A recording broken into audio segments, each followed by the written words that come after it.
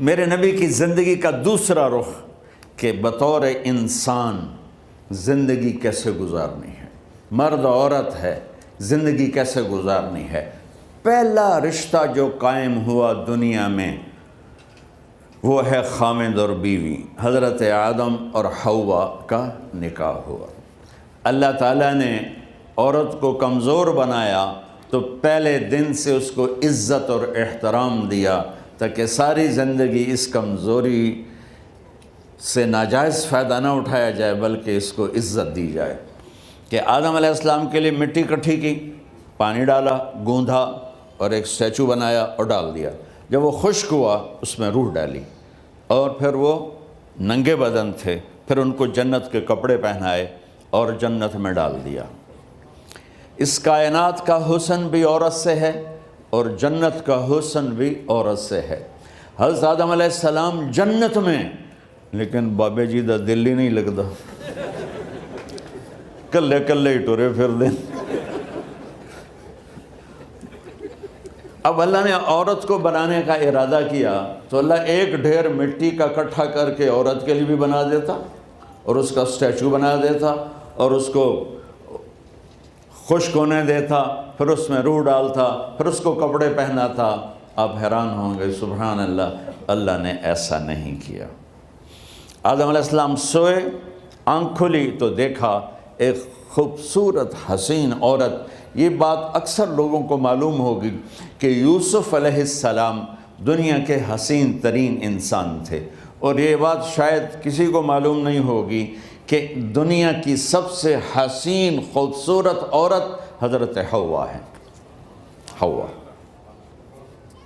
جن پر بڑھاپا آیا ہی نہیں، 1000 سال کے قریب زندگی گزاری، بڑھاپا نہیں آیا۔ حضرت آدم اور حوا قریب قریب عمر تھی۔ حضرت آدم کی عمر تو کتابوں میں مل جاتی ہے 1000 برس، لیکن حضرت حوا کی عمر کتنی تھی یہ کہیں پڑھنے کو ملا نہیں، اس لیے میں اندازہ کرتا ہوں کہ قریب قریب ہوگی۔ بڑھاپا نہیں آیا، بیماری نہیں آئی۔ اور حضرت حوا کو مینسز بھی نہیں آتے تھے۔ یہ عجیب بات آپ کو بتاؤں، اللہ نے اتنا جنت کا ان کے اندر نمونہ رکھا۔ تو جب حضرت آدم کی آنکھ کھلی تو دیکھا ایک حسن کا پیکر، انہوں نے تو جنت ہی بھول گئی۔ کہنے لگے یا اللہ ہن دل ٹھریا جا کے، یا اللہ کون ہے؟ کہ تیری بیگم۔ کہ واہ جی واہ، موجاں ہی موجاں۔ تو اللہ تعالیٰ نے نکاح پڑھایا۔ سبحان اللہ، اپنے نبی کی شان دوبارہ سنو۔ تو اللہ نے کہا آدم اپنی بیگم کا مہر ادا کرو۔ تو وہ پوچھنے لگے کیا مہر ہے؟ دیکھو ایک بات سنو، مہر کسی کی بیٹی کی قیمت نہیں ہوتی۔ $1 ہو یا $1 ٹریلین ہو، بیٹی کی کوئی قیمت نہیں ہوتی۔ یہ ایک نشان ہے کہ اس بچی پر اب یہ جو خامند ہے وہ موت تک خرچہ اس کے ذمہ ہے، بیوی کے ذمہ خرچہ نہیں ہے۔ خامند کما کے لائے گا اور اپنی بیگم کو کھلائے گا، اور بیوی گھر کی ذمہ داری نبھائے گی۔ تو خیر وہ الگ بات چلی جائے گی۔ اللہ تعالیٰ نے کہا کہ مہر ادا کرو۔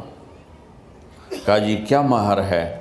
تو میرے اللہ نے کہا تیری نسل میں میرا آخری نبی آئے گا، اس پہ ایک دفعہ درود پڑھ دے، یہ مہر ہے۔ اچھا، شروع دن سے ہے کہ میں نے قبول کیا۔ قبول کیا کا مطلب ہے کہ میں اس لڑکی کو قبول کر رہا ہوں، اس کی کمیوں کے ساتھ بھی خوبیوں کے ساتھ بھی۔ اور جب لڑکی کہتی ہے سائن کرنا قبول کیا ہے، یا زبان سے کہے قبول کیا ہے، تو یہ اس بات کی گارنٹی ہے کہ میں نے اپنے اس لڑکے کو خامد ہونے کے طور پہ قبول کیا، اس کی کمیوں کے ساتھ بھی، اس کی خوبیوں کے ساتھ بھی۔ اور جو ہی شادی ہو کر ڈولی سسرال کے گھر جاتی ہے تو ٹیسٹ شروع ہو جاتا ہے، کی کر دیے، باندھی کے میں، اٹھیندی کے میں، بول دی کے میں۔ اور اس میں بہت زیادہ نیگیٹو کردار ہے سسرال کا. کئی لڑکیوں کا چونکہ ہم نے اپنے نبی کی زندگی نہیں قبول کیا.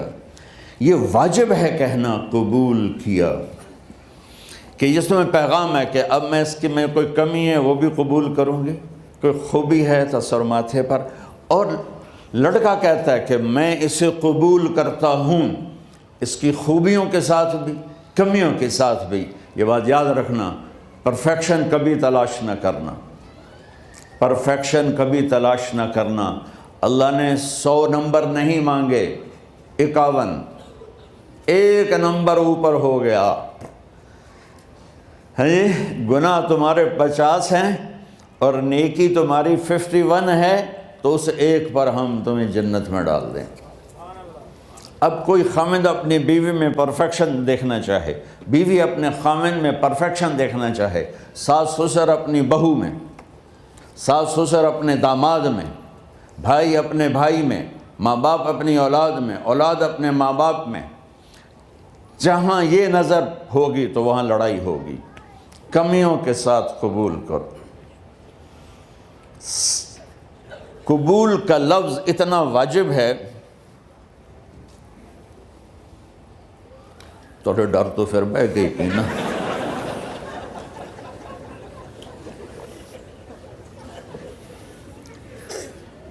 قبول کا لفظ اتنا ضروری ہے کہ اس کے بغیر نکاح ہی نہیں ہوتا. میں یہ کئی جگہ لطیفہ سنا چکا ہوں، اور واقعی قصہ بھی ہے، ایسے لطیفہ نہیں ہے. میرے دوست ہیں، ذمہ دار ہیں اچھے، تو ان کے گاؤں کا ایک بچہ چھوٹی عمر میں بسوں پہ جا کے نا وہ جاب پہ لگ گیا. تو اس کا کام ہوتا ہے بس کو صاف کرنا، ڈرائیور کو چائے پلانا، اور جہاں کہیں رش ہو تو اس کو ڈائریکشن دینا، استاد جی کٹ لو، استاد جی آن دیو، استاد جی جان دیو. تو یہ اس کا محاورہ بن جاتا ہے.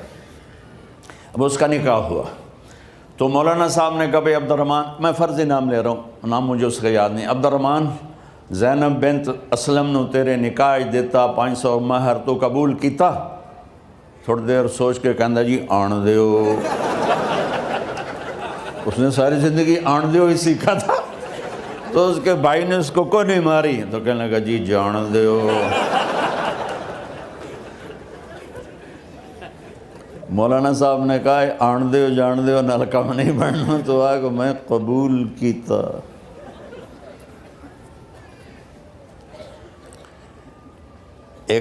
یہ بھی صحیح واقعہ سنا رہا ہوں. ایک نوجوان نے بیوی کو 3 طلاق دے دی کٹھی. اب ہو گیا پریشان، مولانا صاحب کے پاس گیا، کوئی میرے جیسا ہوگا. مولانا صاحب 3 طلاق دے بیٹھا، کوئی مسئلہ کا حرام. کہا جی کوئی رستہ حرام، کوئی گنجائش حرام. اس نے جیب سے موٹا سا لفافہ نکالا اور مولانا کے جا نماز کے نیچے ڈال دیا. کہ مولانا صاحب کوئی گنجائش؟ کہ ہن تو سوچنا ہی پوے. کی آکھیا یہ تو اپنی بیگم نو؟ اس آکھیا جی میں آکھیا ہی 3 طلاق. اس آکھیا مبارک ہوئے طلاق نہیں ہوئی. میں آکھیا جی او کیویں؟ آکھے او جڑا یہ طلاق ہے عربی دا لفظ، اس سے چاکھنا پمدا ہے طلاق.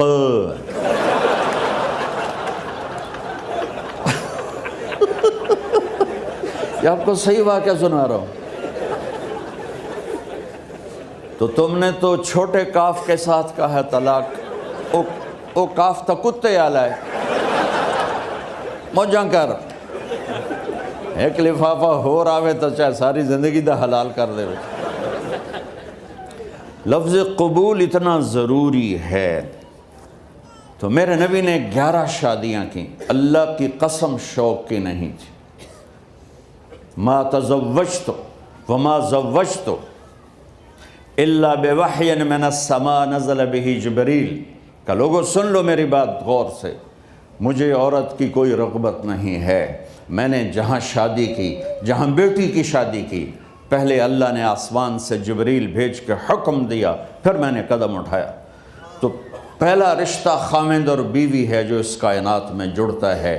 یہ دنیا کا سارے رشتوں میں نمبر 1 رشتہ ہے، سب سے خوبصورت رشتہ ہے، سب سے اہم رشتہ ہے، سب سے بڑا رشتہ ہے۔ والدین کے لیے چند آیات ہیں، اولاد کے لیے چند آیات ہیں، بہن بھائیوں کے لیے چند آیات ہیں، خاوند اور بیوی کے لیے سینکڑوں آیات ہیں، سینکڑوں۔ تو اگر آپ اپنے گھروں میں کامیابی دیکھنا چاہتے ہو، اپنے گھر کو ہاؤس کی بجائے ہوم دیکھنا چاہتے ہو، خوشی کا اگر آپ اسے گہوارہ بنانا چاہتے ہو، اللہ کی قسم ڈگریوں سے نہیں ہوگا، محبت سے ہوگا۔